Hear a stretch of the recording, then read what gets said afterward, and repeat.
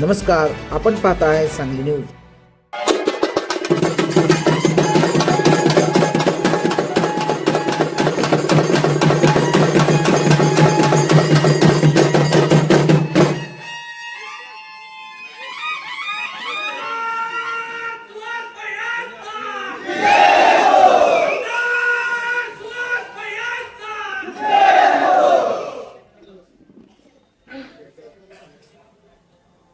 गेली 55 वर्ष ज्या गोष्टीची तमाम ठिकाणी वाट बघितली त्या ऐतिहासिक क्षणाचे साक्षीदार होण्यासाठी आपण सगळे या व्यासपीठावरती एकत्र आलोय. 2025च्या नगर परिषदेच्या झालेल्या सार्वत्रिक निवडणुकीच्या निकालानंतर गेले अनेक दिवस आपण ज्या गोष्टीची आतुरतेने वाट बघतोय त्या आपल्या नवनिर्वाचित नगराध्यक्षा सौ काजल काकी संजय मेत्रे यांच्या पदभार स्वीकारण्याच्या कार्यक्रमाने सर्व नगरसेवकांचा पदभार स्वीकारण्याचा कार्यक्रम आज या ठिकाणी पार पडतोय. कार्यक्रमासाठी या ठिकाणी उपस्थित नगराध्यक्षा तमाम विटेकरांनी ज्या नगरसेवकांना निवडून दिले ते सगळे 22 नगरसेवक, शिवसेना पक्षाचे जिल्हा प्रमुख आदरणीय संजय बापू भुते, ज्येष्ठ मार्गदर्शक आदरणीय पंतकाका, ज्येष्ठ नेते आदरणीय मुळीक बापू, ज्येष्ठ नेते आणि आमचे मार्गदर्शक आदरणीय बाबा बर्वे साहेब, माननीय नेते आदरणीय सुशांतभाऊ देवकर, ज्येष्ठ नेते आदरणीय विलास बापू कदम, आदरणीय रमेश आप्पा सुतळे, आदरणीय बाळूबापू कदम, आदरणीय तात्या कोरे, आदरणीय उत्तमबापू चोते, आदरणीय शरदभाई शहा, आदरणीय मोहनदादा कदम. आपण नावं कोणाची घ्यायची कारण समोर बसलेल्या प्रत्येक व्यक्तीचं नाव घेतलं पाहिजे अशी सगळी मंडळी या कार्यक्रमासाठी उपस्थित आहे. एका गोष्टीचं बापू म्हणजे यापूर्वी सुहास बाबांना अनेक मनोगत अनेक भाषणं केलेले आहेत. म्हणजे अगदी 50,000च्या मॉब समोर सुद्धा भाषण करताना मला कधी भीती वाटली नाही. पण आज मात्र पंतकाका हे भाषण या ठिकाणी व्यक्त करत असताना माझ्या मनामध्ये एक मनात कुठं ना कुठं तरी एक मनात बापू भीती 100% वाटते. कारण कधी अपेक्षित नव्हतं एवढं प्रचंड मोठं यश त्या अनिल भाऊंच्या पश्चात अनिल भाऊने पार्टीने मिळवले आणि या तमाम विटेकरांनी खूप मोठा आशीर्वाद, खूप मोठे प्रेम आणि प्रचंड मोठा विश्वास सगळ्या या पार्टीवरती ठेवलं म्हटलं तरी असं काही भावगं होणार नाही. मला असं वाटतं ईश्वराच्या दारात प्रत्येक गोष्ट प्रायोजित केलेली असते. फक्त आपण त्या गोष्टीचं कुठं ना कुठं तरी निमित्त मात्र असतो. आज व्यासपीठावरती बसलेली सगळी मंडळी ज्या विजयी रथाचे सगळे विजयी रथावरती ज्या आरूढ तुम्ही झालाय, खऱ्या अर्थानं जे लोकांचे आभार मानले पाहिजेत.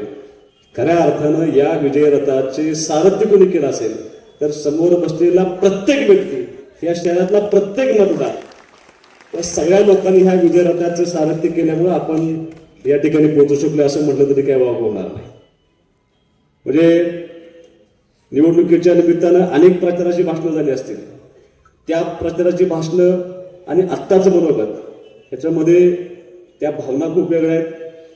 त्याच्या पाठीमागच्या आजपर्यंतच्या 50-55 वर्षांमध्ये ज्या अनेक लोकांचा त्याग आहे, ज्या अनेक लोकांचं समर्पण आहे, त्या अनेक लोकांच्या कुटुंबाच्या भावना त्याच्या पाठीमाग आहेत.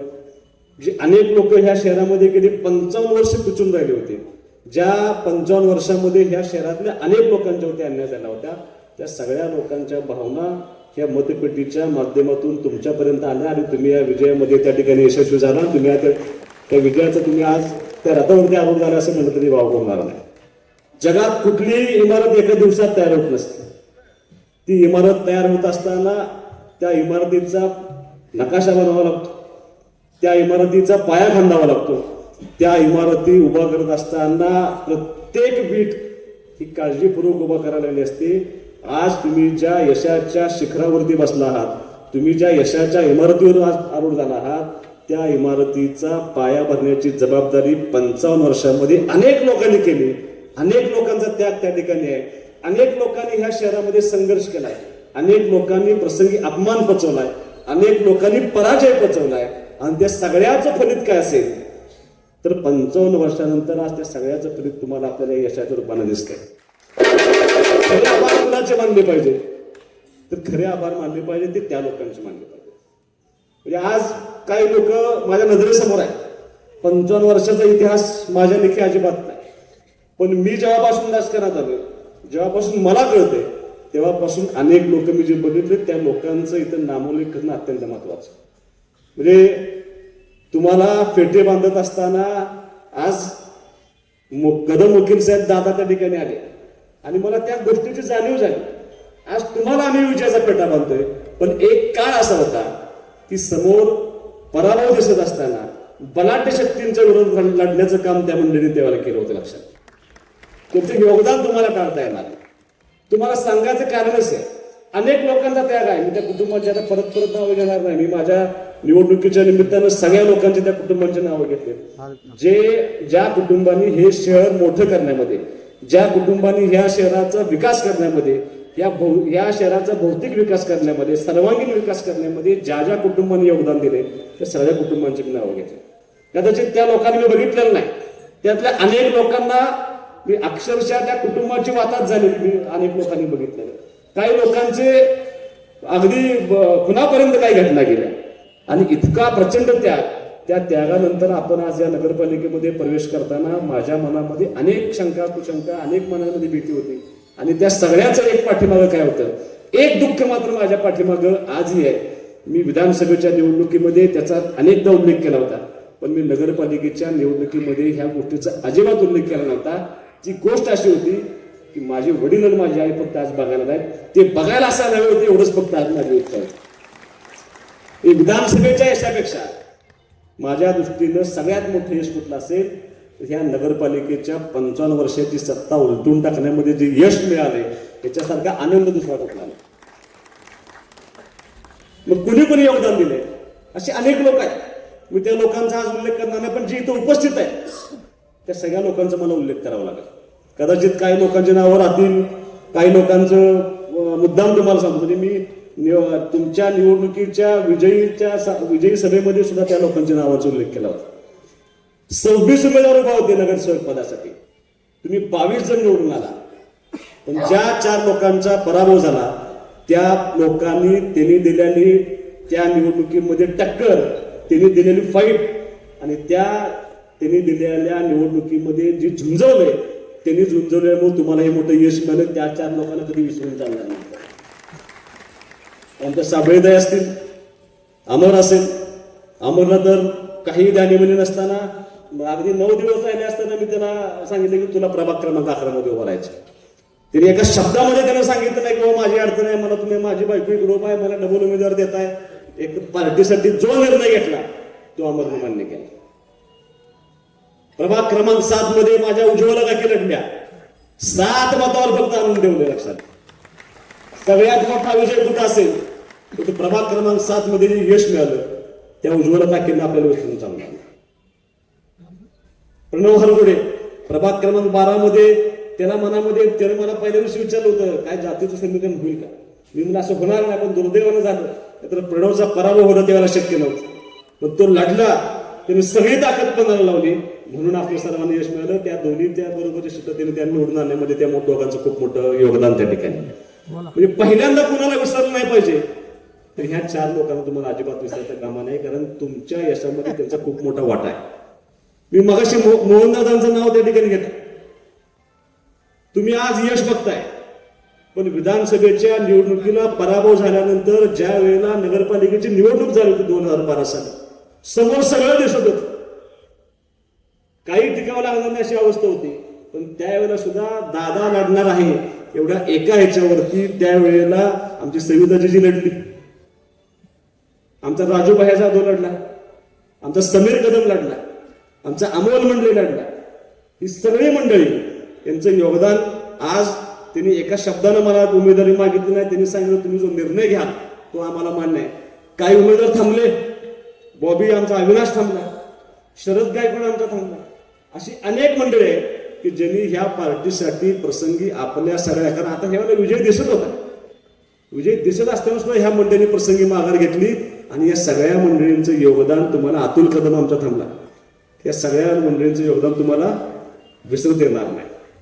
विधानसभेच्या निवडणुकीला 1 वर्ष होऊन गेला. त्या विधानसभेच्या निवडणुकीला अनिल भाऊंच्या पश्चात, एखाद्या नेतृत्वाच्या पश्चात माझ्यावरती विश्वास ठेवून ह्या शहरातल्या अनेक लोकांनी आपल्याला मदत करण्याची भूमिका घेतली. विलास बापूंसारखा माणूस, जो माणूस ती पार्टी उभा करण्यामध्ये 40-50 वर्ष ज्या माणसाने खर्च केली, त्या माणसाने कसल्याही अपेक्षेशिवाय सुहास बाबरवरती त्याच्या पार्टीवरती विश्वास ठेवून दिले, आपल्याला पाठिंबा दिला. त्यांचं आपण योगदान कधी विसरता कामा नये. मग विशाल दळवेकर आले असतील, अनेक लोक, आता त्याला महेशजी बालचंद्रबाई, तुमची काय नावं घ्या म्हणा, तुम्ही माझी लहानपणापासून गेला. बालचंद्रबाई फक्त शरीरालाच तिकडं होतं, कुठे गेला, त्यामुळे बाकी कुणाची नावं घेणार नाही. पण अशा अनेक लोकांचं योगदान हे आपल्याला नगरपालिकेच्या पदभार स्वीकारताना आपल्याला प्रत्येक गोष्टीची जाणीव असली पाहिजे.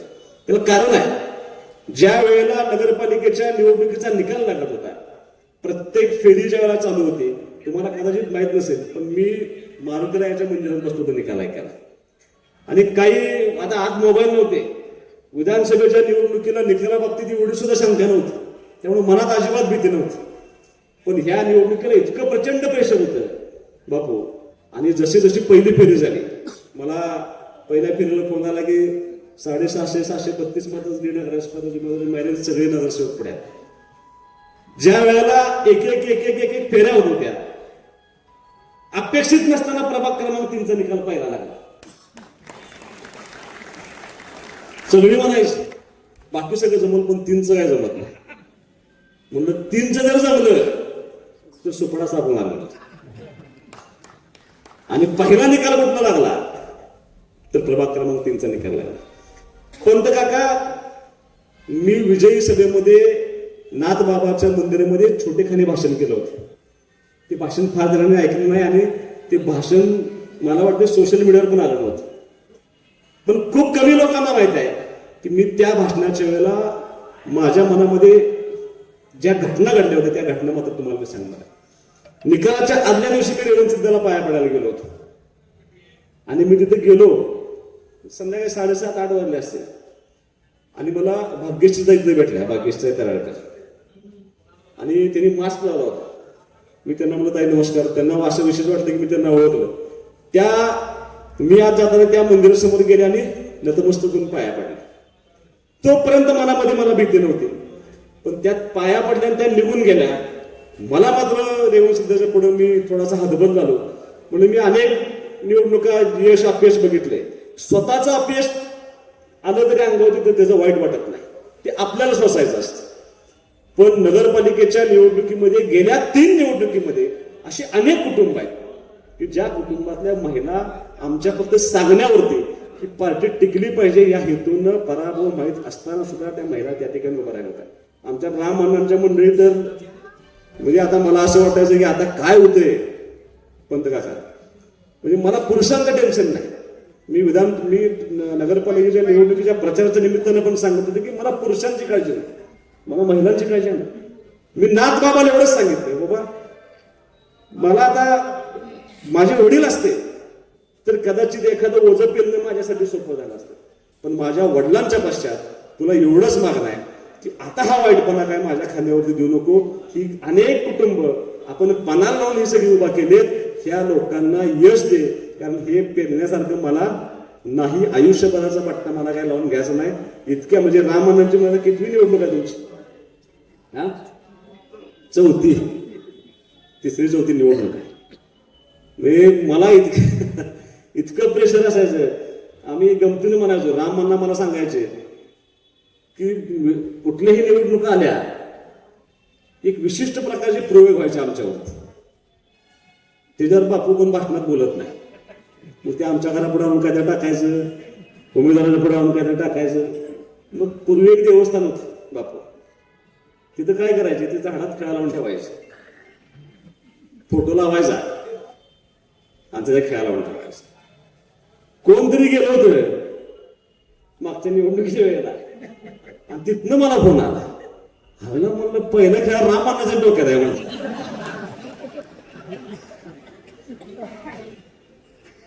आयुष्यभराच्या रामांना म्हणलं आमचा खेळाचा अनेक वेळ बघायला व्हायचं.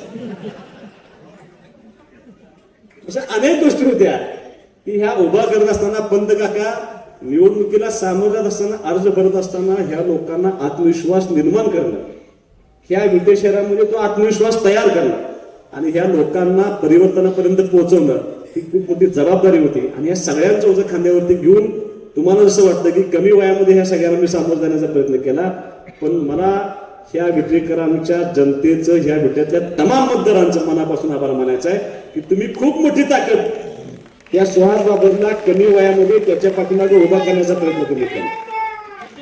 त्यामुळे तुम्हाला विनंती आहे, निकाल लागला, मी पूर्ण फेऱ्या झाल्याशिवाय मी अजिबात गुलाबात आलो नाही. ज्यावेळेला चौथी फेरी पूर्ण झाली, ज्यावेळेला विजय पक्का झाला, त्यावेळेला मी ती मारुतीरायाच्या मंदिरातनं आम्ही सगळे बाहेर पडलो.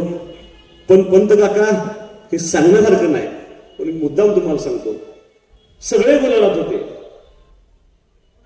पण उज्ज्वला काकींचा रोहित, अमर आणि प्रणव ही तीन माणसं माझ्या बरोबर आल्यानंतर पण मी गुलाबात गेलो नव्हतो, कारण त्या ठिकाणी त्यांचं योगदान होतं. त्या तिघांनाही बरोबर घेतलं, साबळेंना बरोबर घेतलं आणि मगच आम्ही त्या ठिकाणी गुलाबामध्ये जाण्याचा निर्णय घेतला. पहिला आमदार असेल ज्या मी अमोल दादाला खांद्यावर गेलं म्हणजे बट नॅचरल आहे, पण पहिला आमदार असेल की अमर शिदोळे माझा मित्र पण आहे आणि माझा कार्यकर्ता पण आहे, तो आल्या आल्या त्याला खांद्यावर घेऊन नाचलेला पहिला आमदार मी आहे, लक्षात घेतलं. कारण त्यांचं सगळ्यांचं योगदान, त्यांचं सगळ्यांचा त्याग मला माहित आहे. मिरवणुकीला आपण ज्यावेळेला निघालो होतो त्यावेळेला कदाचित तुम्ही सर्वांनी गुलालामध्ये तुम्हाला चेहरे ओळखले नसतील. तुम्हाला लोक पेढे भरवत होते, तुम्हाला लोक ओळखत होती, तुम्हाला लोक हार घालत होती, तुम्हाला लोक बुके देत होते, प्रचंड लोक त्या ठिकाणी आनंद साजरा करत होती. पण मी अशी लोक बघितले की जी लोक ह्या ठिकाणी तुम्हाला हार घालत असताना, मान खाली घालून रडताना, त्यांचे आनंद अश्रू लपवताना मी काही लोक बघितले. लक्षात तुम्हाला हे सांगायचं कारण हेच आहे की इथून पुढच्या काळामध्ये जेव्हा तुम्ही कारभार करणार आहे, कारभार करत असताना ह्या सगळ्या लोकांच्या बरोबर ह्या जी लोक रडले ना तुमच्यासाठी, ज्या लोकांनी आनंदाश्रू ढाळले, जी लोक धाय मोकलून रडलेत ह्या विजयानंतर, त्या लोकांचा मान सन्मान राखण्याची नैतिक जबाबदारी कुणाची असेल ती तुमच्या खांद्यावर पडलेली आहे. एवढं सोपं नाही. एवढ्या 55 वर्षाच्या प्रदीर्घ सत्तेला हादरा देऊन आपण बाजूला करणं आणि इथपर्यंत यश मिळवलं, म्हणजे 2 नगरसेवक आहेत म्हणून ज्या पार्टीची चेष्टा केली त्या 2 अजून एक 2 लावला उलट्या लोकांनी आणि 2चे 22 झाले. इतकं मोठं यश एवढं सोपं नसतं. त्या यशामध्ये अनेक लोकांचा त्याग आहे. तुम्हाला माझी विनंती आहे, कदाचित तुम्ही बघितलं नसेल, अनेक लोक काजल काकींना कोण वहिनी म्हणतं, कोण ताई म्हणतं, मी आत्ताच काजल काकी म्हणतो. त्याला कारण आहे, 2 गोष्टींचा उल्लेख मी या ठिकाणी करणार आहे. तुम्ही मला अशा पोशाखामध्ये कधी बघितलं नसेल. पंतकाका हा माझ्या वडिलांचा पोशाख आहे. या प्रसंगी तरी आपला वडील त्यानिमित्तानं कुठंतरी असावा, ह्या हेतून मी असले कपडे घातले. आणि दुसरं, तुम्ही माझ्या आईचा चेहरा बघा आणि तुम्ही काजल काकींचा चेहरा बघा.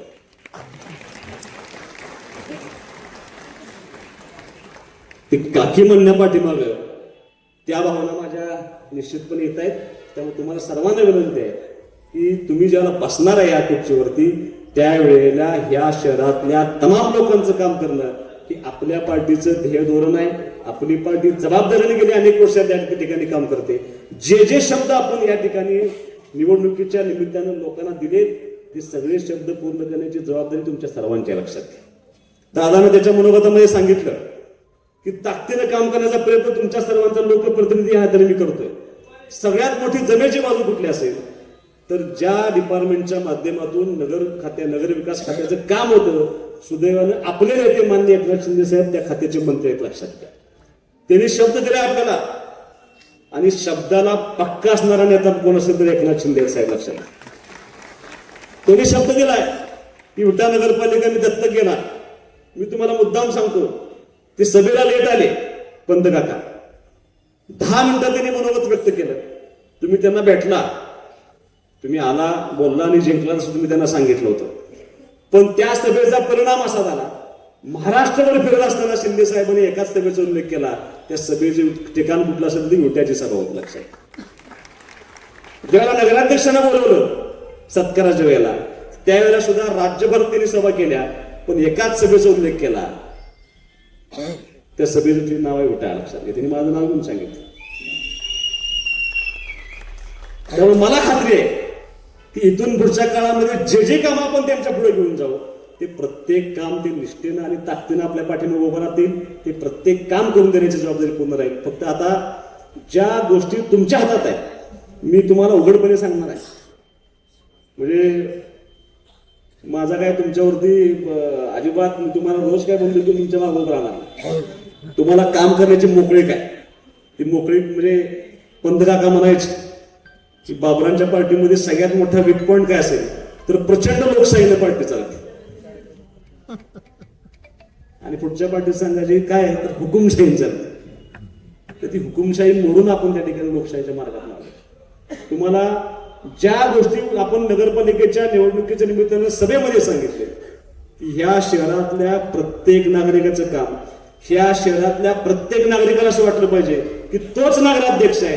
तुमच्या प्रभागातल्या प्रत्येक नगरसेवकाला असं वाटलं पाहिजे की तोच नगरसेवक म्हणून काम करतोय. एवढा प्रचंड आत्मविश्वास, अजिबात दडपशाही न करता, कसलाही राग मनामध्ये न धरता, नगरपालिकेच्या निवडणुकीचा निकाल लागल्यानंतर आपल्यातलं शत्रुत्व संपलं हे गृहीत धरून कोणावरती सुद्धा आकस धरू नका, कोणाला वाईट बोलू नका.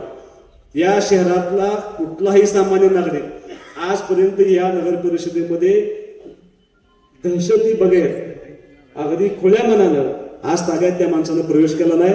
आज ही सगळी मंडळी नगरपालिकेमध्ये आली पाहिजेत, तुमच्यापर्यंत पोहोचली पाहिजेत, त्यांचं काम तुम्ही ऐकलं पाहिजे, त्यांचा मान सन्मान तुम्ही राखला पाहिजे. एकाही सामान्य नागरिकाला तुमच्याकडनं उलट उत्तर जाता कामा नये. ही जबाबदारी तुम्हाला त्या ठिकाणी सर्वांना पार पाडावी लागेल.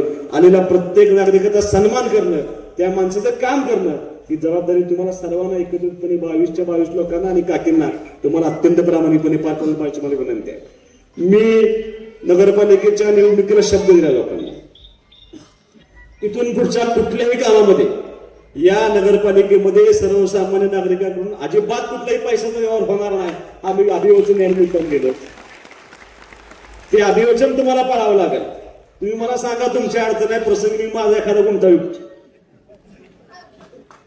बरं, आमचं गुंठ्याला रेट नाही कारण आमचं गाडीत आहे, त्यात नाही. त्यामुळं त्या अजिबात अपेक्षा तुम्हाला या नगरपालिकेच्या तुमच्या 5 वर्षाच्या कार्यकाळामध्ये करायच्या नाहीत.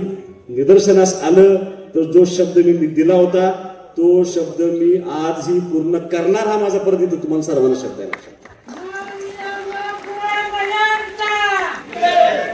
मी पंचायत समितीमध्ये काम करत असताना एक माझं भावनिक नातं होतं. कदाचित माझं अख्खं लहानपण पंचायत समितीच्या क्वार्टरमध्ये गेल्यामुळे एक भावनिक नातं होतं. मी पंचायत समितीला निवडून आलो त्यावेळेला पंचायत समितीला मी मातृस्थानी मांडलं होतं. ती पंचायत समिती माझ्या माते समान मानत होतो, ती जिल्हा परिषद मी माते समान मानत होतो. पंचायत समितीला जिल्ह्यात सगळ्यात जास्त मतांनी निवडून आलो होतो, जिल्हा परिषद जिल्ह्यात सगळ्यात जास्त मतांनी निवडून आलो होतो. त्या दोन्ही ठिकाणी अत्यंत प्रामाणिकपणे काम केल्यामुळं विधानसभेला सुद्धा जिल्ह्यात सगळ्यात जास्त मतांनी निवडून आलो होतो. तुम्हाला माझी विनंती आहे की जोपर्यंत हे भावनिक नातं तुमचं आणि नगरपालिकेचं होत नाही, तुम्हाला सुद्धा नगरपालिका तुमच्या मातृस्थानी मानावं लागेल. इथं प्रत्येक निर्णय, प्रत्येक काम हे समाजहिताचं करण्याची जबाबदारी तुम्हाला घ्यावी लागेल. ते बॉन्डिंग, ती भावनिक नातं तुमचं आणि नगरपालिकेचं व्हावं एवढी अपेक्षा मात्र मी या निमित्तानं 100% करणार आहे. आता मी सगळंच नगरसेवकांना नगराचं सांगणार आहे असं नाही. आता पंत काका सगळ्या नगराध्यक्षांच्या सत्काराच्या कार्यक्रमाला आणि पदभाराच्या कार्यक्रमाला शिवून सगळ्यांना बोलवलं. आम्ही काय बोलवलं नाही. आम्ही प्रशासकीय लोकांचा मान सन्मान राखणं हे सुद्धा आपलं काम आहे. ते राखावं अशी माझी अपेक्षा आहे. कारण मी आमदार असून सुद्धा आज तागात कुठल्याही अधिकाऱ्याचा त्या ठिकाणी अपमान व्हावा अशी भूमिका मी कधी घेतली नाही. पण त्यांच्यावरती आपला वचक सुद्धा असावा, त्यांच्यावरती आपला जरब सुद्धा असावा. ही भूमिका तुम्हाला सर्वांना ताकदीने घ्यावी लागेल, कारण तुम्ही अधिकाऱ्यांसाठी नाही, तुम्ही ह्या शहरातल्या सर्वसामान्य माणसांसाठी आहात. ती भूमिका तुम्हाला घ्यावं लागेल. मी तुम्हाला मुद्दाम सांगणार आहे. आता काही केडरचे लोक आहेत, काही बिना केडरचे लोक आहेत. आता जुन्या सवयी सगळ्यांनी सोडल्या पाहिजेत. आता माईक मला असं वाटतं एक ना एक केबिनपर्यंत आवाज जात असेल माझा. सगळ्या अधिकाऱ्यांना माझी विनंती आहे, जे केडरवरचे असतील, जे कॉन्ट्रॅक्ट बेसिसवरचे असतील, तुमच्या बाबतीत तक्रार येता कामा नये. जेवढा अधिकाऱ्यांच्या बाबतीत चांगला आहे तेवढा अधिकाऱ्यांच्या बाबतीत सगळ्यात वाईट कोण आमदार असेल तर तो सुहास बाबर आहे, लक्षात. आणि दुसरं काय आहे, मला तुम्ही फसवू शकत नाही. अधिकाऱ्यांना माझी विनंती आहे. दुसरं, तुमच्या चहाच्या सुद्धा निंद्यात नाही मी, त्यामुळे तुम्ही मला प्रेशर करू शकत नाही. मी तुमचा कार्यक्रमच करणार. पण काही ज्या जुन्या सवयी इथल्या होत्या त्या इथल्या सवयी तुम्हाला कदाचित पचायला जड जाईल. हळूहळू नाही, आजच मोडायच्या, आजच.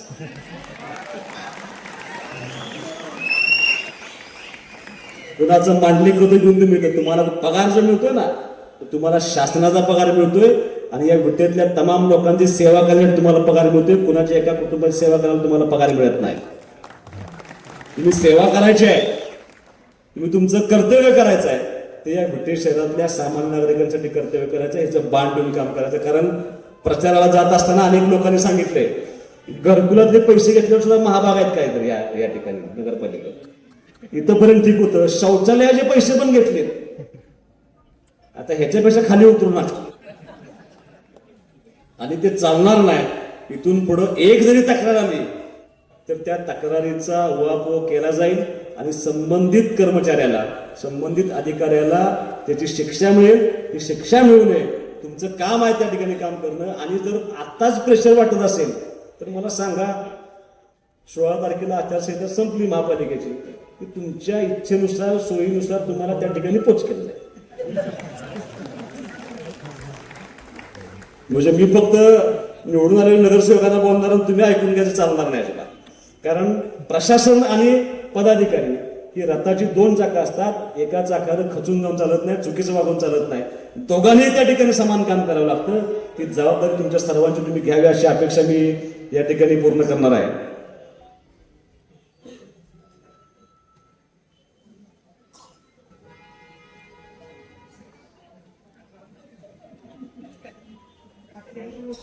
अक्षर ओळखत पण नाही.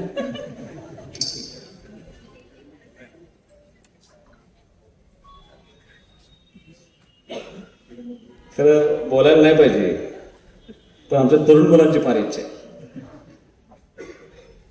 ह्या नगरपालिकेच्या प्रांगणामध्ये पहिली सभा अशी होती की ज्या सभेला विट्यातला एकही गाडा बंद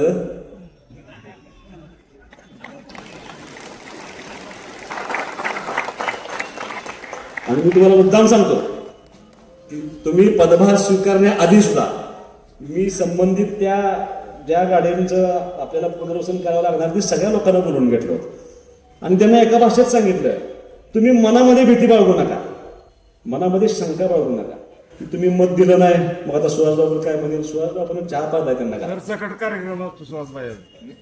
त्यांना चहा पाजलाय माझ्या स्वतःच्या पैशाचा. आणि त्यांना विचारलंय की तुम्हाला मी 2 जागा दाखवतो, तुमच्या सोयीने मला सांगा त्या ठिकाणी कुठं तुम्हाला पुनर्वसित करायचं आहे. म्हणजे हे सांगण्याचा उद्देश एवढाच आहे की समोर बसलेल्या सगळ्या लोकांनी तुम्ही कुणाच्या बाबतीत चुकीचं अजिबात न वागता शांतपणे प्रामाणिकपणे काम करायचं होतं. तुमची 5 वर्ष तुम्हाला त्या ठिकाणी काम करायचं आहे, ते काम तुम्ही प्रामाणिकपणे करावं अशी अपेक्षा ठिकाणी व्यक्त करतो. मी जाता एवढंच सांगतो की नगरसेवकांनी तुमच्या प्रभागामध्ये सतत भेटत राहिलं पाहिजे अशी माझी अपेक्षा आहे. प्रत्येक प्रभागामध्ये महिन्यातनं 1 मीटिंग व्हावी तुमची. आणि तुमच्या प्रभागाला मी सीओ साहेबांना सांगतो की 1 नोडल ऑफिसर तुम्हाला दिला जाईल, जो त्या तुमच्या मीटिंगमध्ये ज्या लोकांनी तक्रारी मांडली त्या तक्रारीचं काम झालं की नाही त्याचा पाठपुरावा करण्याची जबाबदारी संबंधित नोडल अधिकारी, नोडल ऑफिसर ते घेईल. आणि प्रभागामध्ये तुमचा संपर्क पाहिजे. त्या प्रभागातील सगळी कामं मत दिलेलं असू द्या नसू द्या तसलं काय बघायचं नाही. ते बघत नाही म्हणून आपण 2004ला 12,000 मतांना मागवतो ते आज विजयापर्यंत पोहोचले. 22 नगर सेवकांकडे आलेल्या प्रत्येक माणसाचं काम करण्याची भूमिका तुम्ही घ्यावी अशी माफक अपेक्षा मी या निमित्ताने व्यक्त करतो. टीका टिप्पणी करण्यापेक्षा हे तुमचा कारभार हा अगदी पारदर्शकपणे विटे शहरातल्या कुठल्याही माणसाला त्रास न होता कसलीही दडपशाही न पाळता तुम्ही अत्यंत प्रामाणिकपणे हे काम करावं अशी माफक अपेक्षा मात्र मी या निवडणुकीच्या निमित्तानं तुमच्या सगळ्यांच्या विजयाच्या निमित्तानं करतो. आणि तमाम विटेकरांच्या वतीनं अपेक्षा व्यक्त करतो. चांगलं काम ज्या पद्धतीनं मी पंचायत समितीला गेल्यानंतर पंचायत समिती राज्यात पहिली आली होती, झडपीला गेल्यानंतर झडपी राज्यात पहिली आली होती, तशी माझी अपेक्षा या ठिकाणी आहे की एका फक्त स्वच्छतेच्या बाबतीमध्ये नाही तर महाराष्ट्राला हेवा वाटेल, राज्यामध्ये नव्हे तर देशामध्ये सगळ्या कारभारामध्ये नगरपालिका विटा शहराची 1 नंबरला असेल असं काम तुम्ही करावं अशी अपेक्षा मी या निमित्तानं व्यक्त करतो. ते काम आमच्या सर्वांच्या म्हणजे विटेकरांच्या माझ्या सगळ्यांच्या अपेक्षा त्या तुमच्यावरती खूप आहेत. त्या अपेक्षांचं ओझं आपल्यावरती प्रचंड आहे. त्या अपेक्षांचं ओझं तुम्ही पूर्ण कराल. बाकी तुम्हाला अत्यंत मनपूर्वक शुभेच्छा. सगळ्या 22 नगरसेवकांना शुभेच्छा आणि इथून पुढे चांगल्या पद्धतीने काम करावं अशी अपेक्षा देखील व्यक्त करतो. कारण तुम्हाला एवढंच सांगतो की असे अनेक चेहरे पाठीमागं तुम्ही जर कदाचित तुमचे त्यांचे जो रोजचे संबंध नसतील पण उभा राहिलेले अशी अनेक मुलं आहेत. म्हणजे आमचा पप्पूदाजी मागे उभा राहिला तुम्हाला पटणार नाही पण ते कशात नसतो तुम्हाला पुढे दिसणार नाही. आता विजयराव इथं उभा आहे, बच्चू, हेमंत रोकडे, तुमच्या अपरोक्ष अशी अनेक मंडळी काम करत होती. ज्या लोकांचं राहुल या ठिकाणी अतुल या ठिकाणी शिरीषराव अशा अनेक लोकांचं हा राजू कदाचित तुम्हाला माहित नसेल तुम्ही 1 वाजता जाऊन झोपला असाल पण ही मंडळी झोपलेली नव्हती. लक्षात या निवडणूक लागली संतोषचं पण ह्या सगळ्यांचा मान सन्मान त्या गावातल्या प्रत्येकाचं काम सामान्यातल्या सामान्य नागरिक तुमच्यापर्यंत आला पाहिजे. त्याच्या मनामध्ये कसलीही भीती नगरपालिकेमध्ये राहिली नाही पाहिजे. हे काम तुम्ही सर्वांनी करावं अशी अपेक्षा करतो आणि विटेकरांना एक आवाहन करतो एकदा सहज होऊन जावं नगरपालिका. कारण असे अनेक लोक मला कालपासून भेटलेत, इतकी लोक मला भेटलेत या कार्यक्रमापूर्वी मला या अशा अनेक लोकांनी मला सांगितलंय की आज तक आम्ही नगरपालिकेत आलेलो नाही. किमान 50% लोक तसे असतील, किमान 50% शहरात. तर माझं तुम्हाला एकदा विनंती आहे की तुम्ही बसाच. शहरातल्या तमाम लोकांना विनंती आहे तुमचं काम असू द्या जर नसू द्या या आठवड्यापर्यंत एकदा सगळी फिरून जावा नगरपालिका बघून जा. सन्मानाने या, ताकदीने या. कारण ही नगरपालिका कुणाच्या बापाची नाही, तुमची नगरपालिका आहे. तुमच्या सर्वांच्या सर्वसामान्य माणसांची नगरपालिका आहे. ती भावना तुमच्यामध्ये येऊ द्या. तुमचं प्रत्येक काम यांच्यापर्यंत पोहोचवा. ते करून देण्याची जबाबदारी आम्ही सगळे एकत्रितपणे पूर्ण करू. पुन्हा एकदा तुमच्या सर्वांचं आणि तमाम विटेकरांचं मनापासून आभार मानून थांबतो. जय हिंद. सांगली न्यूजसाठी विद्याधर कुलकर्णी, सांगली.